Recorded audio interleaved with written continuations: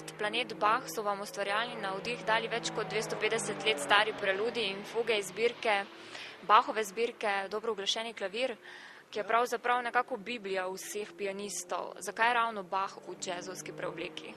Ja, Bach je pa res neka najbolj hvaležna harmonska in ritmična podlaga za improvizacije.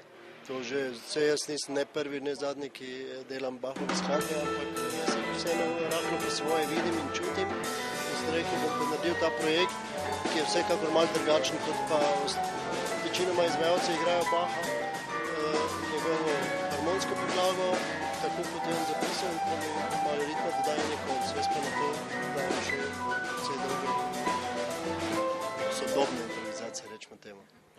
Projektu ravno improvizirate, sami improvizacije in tudi z uporabo instrumentov, če nekako na kratko orišete, kaj vse se prepleta s to klasično glasbo.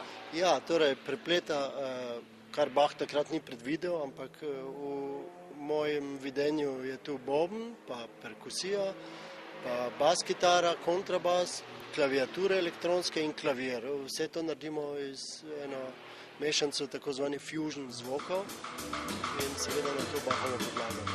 Sicer je vaš trio na slovenski džezovski sceni že stalnica, prav tako ste z njim zaznamovali jazz scen, pa me zanima, kaj po vašem mnenju tisto krivo za to? Ja, krivo.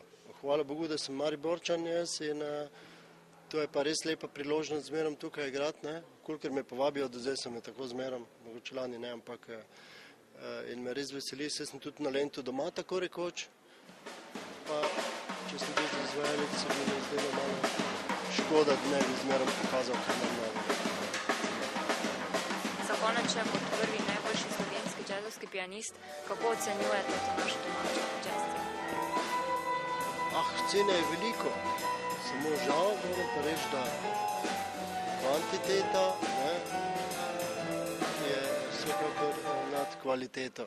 Ampak predvsem mladih glasbenikov je, ampak res je, da v jazzu porabiš precej izkušenj, tudi mogoče let življenja preživeti s to glasbo, da spoznaš njeno pravo globino in tega še malo manjka v Sloveniji.